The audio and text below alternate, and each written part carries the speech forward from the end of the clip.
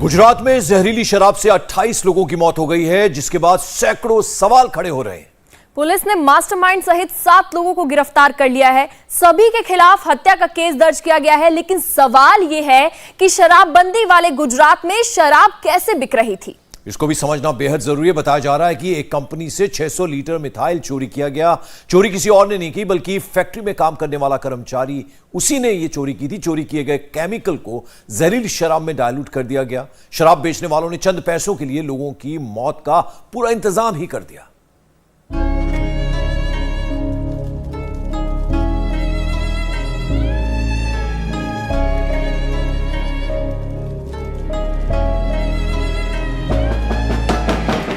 ऐसी तस्वीरें कोरोना के वक्त देखी होंगी।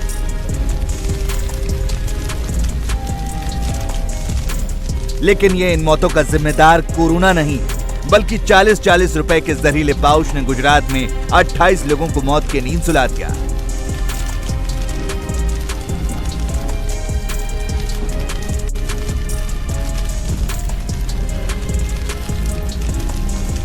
गुजरात के बोटाद जिले के रोजित गांव में जहरीली शराब का सबसे ज्यादा कहर टूटा है, जहां पर जहरीली शराब की वजह से एक साथ कई चिताएं जल रही हैं।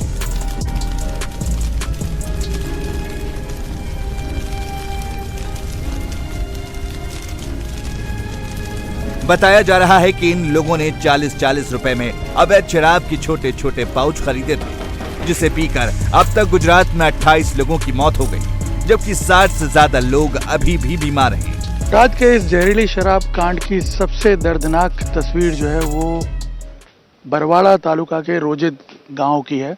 रोजित गांव के शमशान में इस वक्त हम खड़े हुए हैं, जहां पे एक साथ आप देख सकते हैं सामूहिक अग्नि संस्कार चल रहा है।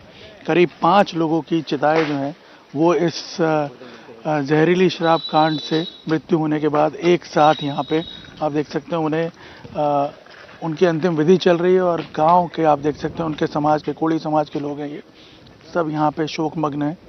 बताया जा रहा है कि रोजित में करीब 30 के आसपास जो लोग हैं वो प्रभावित हुए इस जहरीली शराब को पीने से, जो कि चौकड़ी जो नज़दीक में एक गांव है, जहां के 2 आरोपी भी हैं जिन्हें इस वक्त पुलिस ने पकड़ लिया है।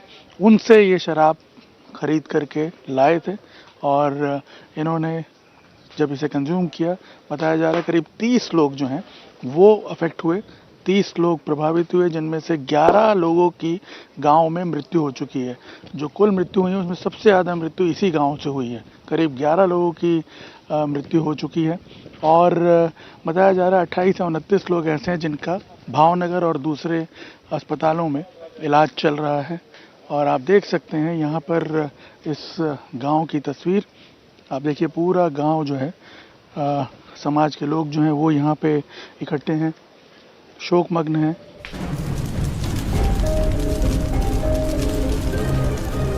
गुजरात में 1960 से ही शराबबंदी लागू है।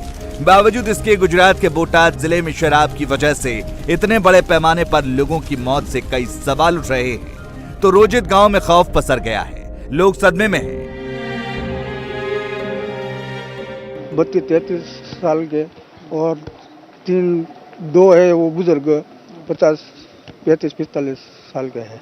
तो ये कब पिया था इन सब लोगों ने शराब और कहाँ से लाए थे, क्या पता चला? वो तो मालूम नहीं, पर ये गांव में हमारे यहाँ से पिया था और कल रात को असर होने लगी थी। फिर इसको सभी को भावनगर बोटाद वहाँ पर ले जा रहा है। क्या माहौल हो गया, सब मातम छा गया है। अभी तो सभी इधर है, अब चाहे तब ख्याल लगेगा। शराबबंदी के बावजूद रोजित गांव में शराब बिकती थी और लोग पीते भी थे, ऐसा रोजित गांव के सरपंच का दावा है। रोजित गांव के सरपंच का दावा है कि पुलिस को शिकायत करने के बाद भी कोई कार्रवाई नहीं हुई। पीने वाले लोग हमारे गांव में बहुत ज्यादा थे और कुछ ना कुछ लफड़ा करते रहते थे, इसलिए मैंने एसपी साहब को और पीएसए साहब को दोनों को लिख के दिया था कि हमारे गांव में शराब बंद करवा दीजिए। फिर भी इसका कोई रिजल्ट नहीं आया और ये हो गया। नहीं, मतलब आपने ये आशंका पहले व्यक्त की थी? हाँ, मेरे को कोई अलग आशंका थी, पर ये हो गया तो ये बहुत दुखद घटना है और इसके लिए अभी हमने स्टैंड बाय पे इमरजेंसी के लिए 108 भी रखी है कि कोई भी पेशेंट आए नया तो उसके लिए देर ना हो जाए। नहीं, ये 108 आप जैसे ये बता रहे हैं, यहाँ पे आप देखिए गांव के बाहर जो 108 की सेवा है एम्बुलेंस की, उसकी जो वैन्स हैं वो भी तैनात कर दी गई हैं, क्योंकि गांव में अभी भी केसेस जो हैं बता रहे हैं कि रह करके बाहर आ रहे हैं। गांव में खौफ इस कदर पसरा है कि एम्बुलेंस को तैनात कर दिया गया है, क्योंकि बताया जा रहा है कि गांव से अभी भी जहरीली शराब के केस आ रहे हैं।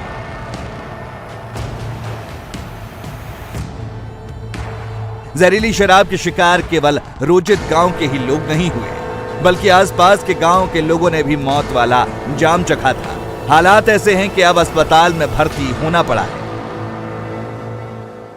जैसे जैसे समय बीतता जा रहा है, बोटाद जहरीली शराब कांड में कई और तथ्य सामने आ रहे हैं और ये भी पता चल रहा है कि जो नभोई चौकड़ी से शराब सप्लाई हुई थी, जो ये जहरीली शराब, वो काफ़ी दूर के गांव तक गई है। करीब पहले जो केसेस आ रहे थे वो नज़दीक के विलेजेस के थे, 5-6 विलेजेस के, लेकिन कल देर रात से जो दूर दूर के गांव है, करीब 20-25 किलोमीटर दूर के गांव हैं, वहाँ से भी केसेस आ रहे हैं। जैसे कि देवगढ़ा से एक केस यहाँ पे RMS हॉस्पिटल जो है धंधुका का, वहाँ ये विक्टिम पहुँचा है, जो देवगढ़ा का है, वहाँ से करीब 26 किलोमीटर दूर है ये विलेज, और इसने भी शराब पी थी। क्या नाम है आपका? मनोज भाई। आपने कितनी शराब पी थी, क्या और कहाँ से ली थी? मैंने थोड़ा पिया था, वो सोडा की बोतल में थोड़ा मेरे को दिया था। किसने दिया था? वो मजदूर आया था एक, वो मैं मास्टर हिला रहा था, मजदूर आया था, ये लो थोड़ा ले लो, तो मैं लेकर चला गया। तो उसने बताया कहाँ से लाया था? वो लेके आया कि ये गांव से लेके आया हूँ।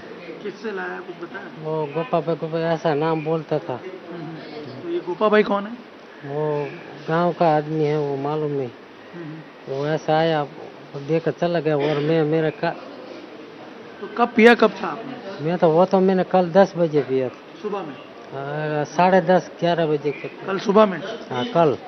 अच्छा, और आपके गांव में और भी लोग हैं जिनको असर हुआ कुछ? हाँ कल सबको ले जा रहे थे, ऐसा वो।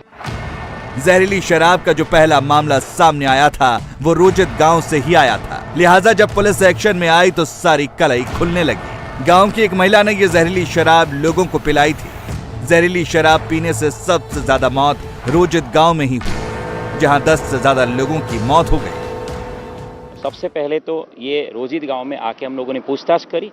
रोजित में जो गजूबेन करके एक लेडी है, उन्होंने इन जो लोग अफेक्टेड हुए थे, विक्टिम जो बारी बारी सब अफेक्ट हो रहे थे, विक्टिम जिनको सिम्टम्स आ रहे थे, उनको ये केमिकल सप्लाई किया था अल्कोहल के रूप में। अल्कोहल बोल के वो केमिकल था, प्योर केमिकल। गजूबेन की पूछताछ के बाद हम पूरा इसके नेटवर्क तक, रात को 12 बजे तक हम लोग पूरे इसके रूट तक, बेस तक पहुंच गए थे।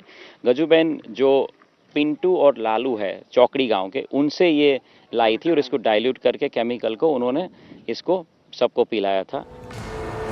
सुना आपने बोटाद के एसपी करण राज वाघेला की बात। रोजित गांव में जो बीमार हुए हैं या जिनकी मौत हुई है, उन लोगों ने शराब नहीं बल्कि केमिकल पिया था। रोजित गांव में केमिकल को शराब बनाकर बेचने का काम किया था गजू बहन ने। पुलिस ने इस मामले में 13 FIR दर्ज की है, 7 लोगों को गिरफ्तार किया है। 21 लोगों को पुलिस पूछताछ के लिए राउंड अप कर चुकी है। अब तक हम लोगों ने जो FIR दाखिल की है बरवाड़ा पुलिस स्टेशन में 13 लोगों के खिलाफ, उसमें हम लोगों ने 7 अक्यूज को पकड़ लिया है। और उसके साथ साथ हम लोगों ने जो भी इसमें मददगारी में है या तो जो भी विटनेसेस है, ऐसे 21 लोगों को हमने राउंड अप किया है। क्राइम ब्रांच ने जो राजू भाई को पकड़ा था, उसको भी हमारी बोटाद की पुलिस की टीम अभी उसको भी हैंड ओवर क्राइम ब्रांच करेगी और उसको भी हम लोग यहाँ लाके उसकी प्रोसेस करके उसको अरेस्ट करेंगे। पुलिस ने केमिकल को शराब बनाकर बेचने के मामले में 7 लोगों को गिरफ्तार कर लिया है। ये पूरी साजिश 3 लेयर में रची गई और इसका मास्टरमाइंड है राजू भाई, जो अहमदाबाद की एक कंपनी में काम करता है। पुलिस के मुताबिक राजू भाई ने ही कंपनी से 600 लीटर मिथाइल चुराकर संजय और हरीश को दिया था। संजय और हरीश ने इसको बाकी के लोगों को दिया, जहां से इस मिथाइल को डाइल्यूट करके लोगों को शराब बनाकर बेचा गया। ये तीनों मास्टरमाइंड गिरफ्तार हैं। पिंटू और लालू की पूछताछ में हमें पता चला कि जो नभोई गांव के संजय और हरेश है, बेसिकली संजय मेनली और हरेश उसका दोस्त, जो ये अहमदाबाद के किसी राजू भाई के थ्रू कांटेक्ट में आए थे। राजू भाई और संजय एक दूसरे के सगे में है, कजिन है, और राजू भाई ने उनको बोला कि आपके विस्तार में पुलिस की कार्रवाई सघन हो रही है, आपके यहाँ भट्टियाँ और सब अल्कोहल के केसेस हो रहे हैं, तो अगर आप देसी दारू नहीं बना सकते हैं तो मैं आपको एक सिंपल सॉल्यूशन दे रहा हूँ कि आप मेरे पास से ये बैरल लीजिए, इसको पानी में डाइल्यूट करके आप इसको सीधा अल्कोहल के रूप में बेच सकते हैं। पैसे की ऐसी लालच के आरोपियों ने शराब की बजाय लोगों को केमिकल ही पिला दिया। पुलिस ने अब तक कुल करीब 480 लीटर से ज्यादा केमिकल बरामद किया है। हम लोगों ने गांव में एक एक जगह पे चेक करके, नभोई विलेज के सीम में, नदी में, नालों में, जगह में चेक करके पूरी पुलिस की 50 से ज़्यादा फोर्स हमने वहां भेजी और रात के रात हम लोगों ने तकरीबन 450 लीटर केमिकल हम लोगों ने कब्जा कर लिया है। 600 लीटर में से 450 से ज़्यादा लीटर हम लोगों ने कब्जा कर लिया है। काफ़ी सारा केमिकल इन्होंने जो केमिकल जो पिलाने के लिए दिया था डाइल्यूट, उसको भी हम लोगों ने काफ़ी सारा रिकवर कर लिया है। अब तक अराउंड 480-90 लीटर केमिकल हम लोगों के पास कब्जे में है। इसका सैंपलिंग भी रात की रात हम लोगों ने फॉरेंसिक साइंस लेबोरेटरी से करवा लिया था। पुलिस का दावा है कि लगातार हो रही रेड की वजह से शराब की अवैध भट्टी चलाने वाले लोगों ने केमिकल से शराब बनाने का तरीका अपनाया। पुलिस ऐसे लोगों पर सख्त एक्शन ले रही है।